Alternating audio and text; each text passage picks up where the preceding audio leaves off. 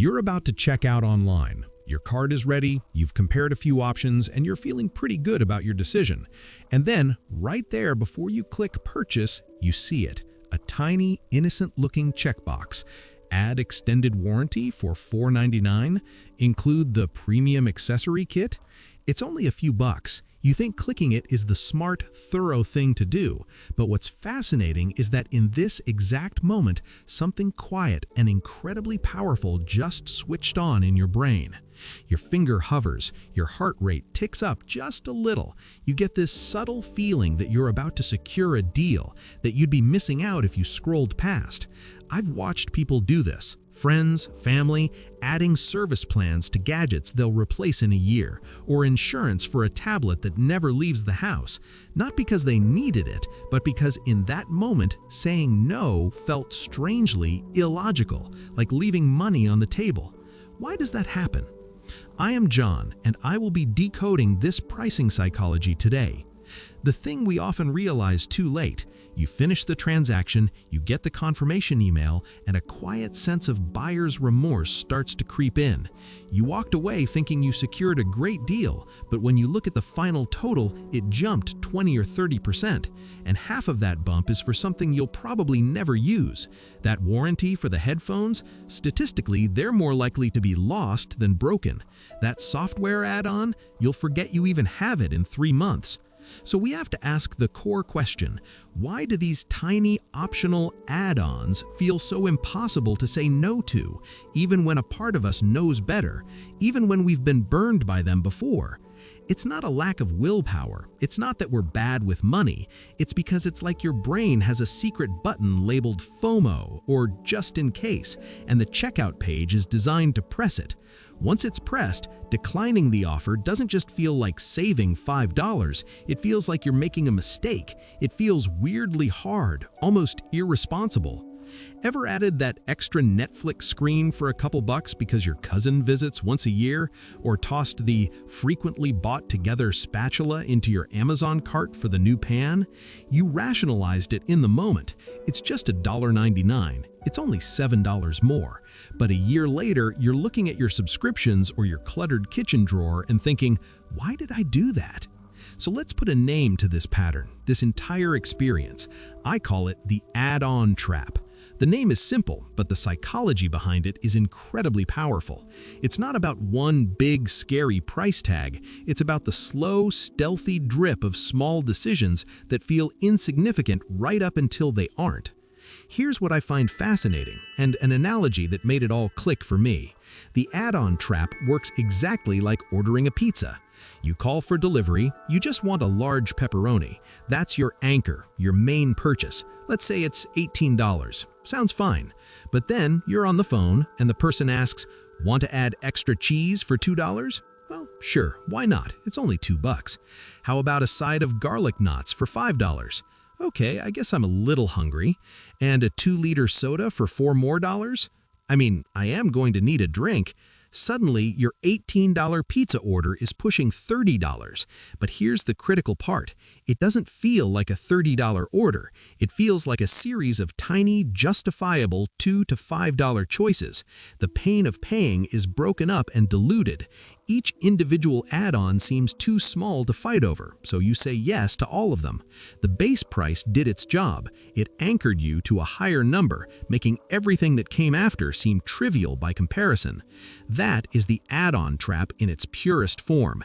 You didn't go out for a $30 meal. You went out for an $18 pizza and got gently upsold one tiny yes at a time. So why does our brain fail us here? It's not a bug, it's how we're built. A few specific psychological levers get pulled the moment you see that checkbox. First, anchoring. This is your brain's starting point, the main price. That $18 pizza, that $1,200 laptop, sets the anchor. It establishes the scale of what you're spending. So when the next option is only $4.99 or $39, your brain doesn't compare it to zero. It compares it to that big anchor number. And compared to $1,200, $39 feels like nothing. It's a rounding error. The anchor makes the add-on seem smaller than it actually is. Second, loss aversion. We hate losing more than we love winning. The offer is often framed as a bundle or a special value. Saying no to the add-on isn't framed as saving $5. It's framed as losing the deal, missing out on the complete package, or risking your new purchase. Your brain screams, "Don't lose the value." This is why frequently bought together is so potent. It implies you're getting an incomplete experience if you don't add the thing everyone else does. And third, what I call incremental pain. This is the real engine. A single $50 charge hurts, but 5 separate $10 charges, they barely register. The psychological pain of parting with money is diffused across multiple, smaller, justifiable decisions. $4 for shipping? Annoying, but fine. $7 for the protective case? Sure.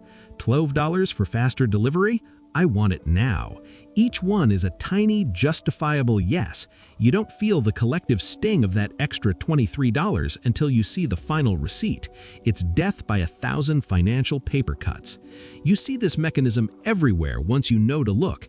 That major online retailer suggesting the last-minute item before checkout. Hotel booking sites offering breakfast for just $14 per day. Car dealerships presenting fabric protection and rim insurance as small, sensible line items.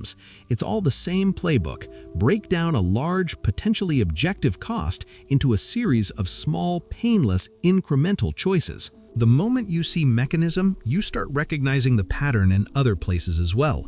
It's not just online shopping. It's layered into almost every consumer experience, escalating in scale. Let's start small.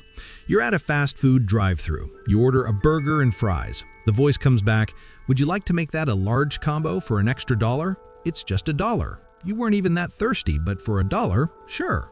That's the add-on trap in its simplest, purest form, a single, negligible upsell. Move up a level. You're signing up for a SaaS tool or a streaming service. The base plan is $10 a month. You click Upgrade. But on the next screen, you see Add Priority Support for $5 a month.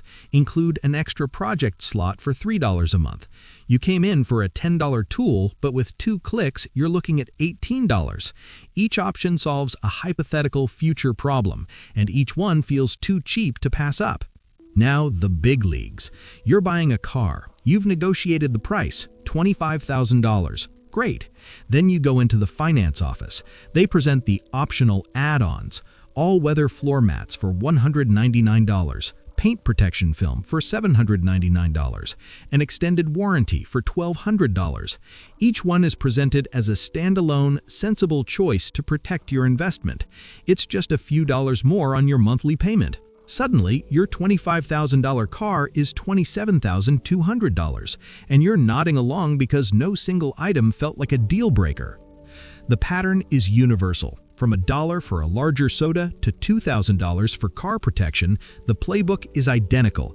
Isolate the decision, minimize its apparent cost relative to the anchor, and make saying no feel like you're choosing an inferior experience. Once you see, you truly can't unsee it. It's hiding in plain sight at every point of sale. Okay, so the trap is everywhere. The question is, how do you disarm it? How do you take back conscious control? It's not about becoming a person who never buys add-ons. Sometimes that extended warranty is a lifesaver.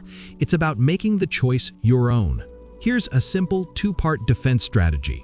First, manufacture a pause. This is the most powerful tool you have. When you see an optional add-on, your first move isn't to evaluate it. Your first move is to literally stop. Do not click. Take one deep breath. This single action breaks the automatic, frictionless path from offer to yes. It pulls you out of the reactive, loss-averse brain and back into your conscious, logical mind. Second, ask the separation question. Now, in that moment of pause, ask yourself this: if this item were offered to me separately at this price in a different context, would I still buy it? Would you walk into a store and hand over $4.99 for a 2-year warranty on a $30 mouse? Probably not. Would you subscribe to a premium support service for $5 a month all by itself? Unlikely. That question cuts through the anchor. It isolates the add-on from the emotional momentum of your main purchase and forces you to judge its standalone value. Keep a mental list of must-haves versus nice-to-haves. A must-have is something you identified as a need before you got to the checkout page. A nice-to-have is anything that suddenly appears as an option.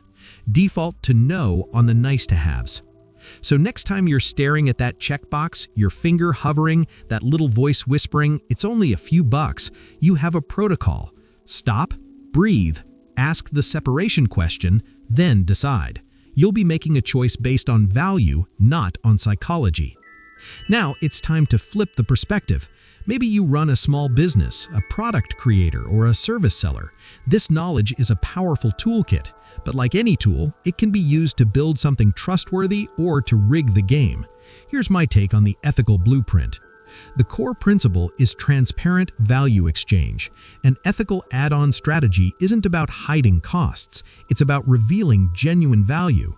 It's the difference between offering a genuinely useful software plugin that saves your customer hours of work versus sneakily pre-checking a premium analytics box in tiny font during checkout. One solves a real problem, the other exploits a cognitive glitch. In my view, you cross the ethical line the moment your design choices shift from informing to obscuring. It's the difference between, "Would you like to add battery protection for $39? Here's what it covers," and making the customer hunt through settings to remove a $39 fee they never consciously agreed to. One respects the customer's intelligence and autonomy, the other treats their attention and consent as a hurdle to bypass. A clever, ethical application builds long-term trust. A shady, manipulative one burns it for a short-term gain. For example, a car dealership that openly says, "These are the optional protection packages, here's the exact cost of each, no pressure," is playing it straight. The same dealership that buries the cost of mandatory add-ons in the fine print of a special price has crossed the line. So if you're applying this as a creator or seller, ask yourself this: am I making the value so clear and the choice so obvious that an informed customer would thank me for the option? Or am I relying on inattention, friction, and pressure to make the sale? Your answer defines your side of the line. Understanding this add-on psychology is a huge piece of the puzzle, and it connects directly to something we've talked about before. Last time, we broke down decoy pricing, how a third option makes another look like a better deal. Well, the add-on trap is often the next step in that playbook. First, they guide you to the premium option with a decoy, and then they make that premium option even more expensive with strategic add-ons. And this is the perfect lead-in to what's coming next. In our next video, we're going deeper into this world of combined offers by unpacking bundle pricing.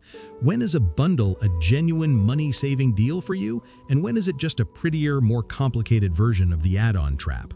We'll give you the simple filters to know the difference. But before that, I'd love to hear from you. This stuff is everywhere, and your experiences are the best examples. So in the comments, tell me this: what's the sneakiest, most effective, or most ridiculous add-on you've ever encountered? Was it a $500 document fee at a dealership? A mandatory service kit with your new vacuum? Or did you brilliantly resist one recently? Share your story.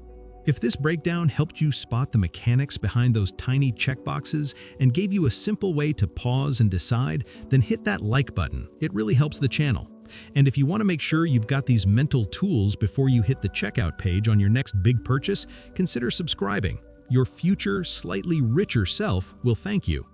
Remember, it's not about never saying yes. It's about knowing exactly why you're saying it. Thanks for watching.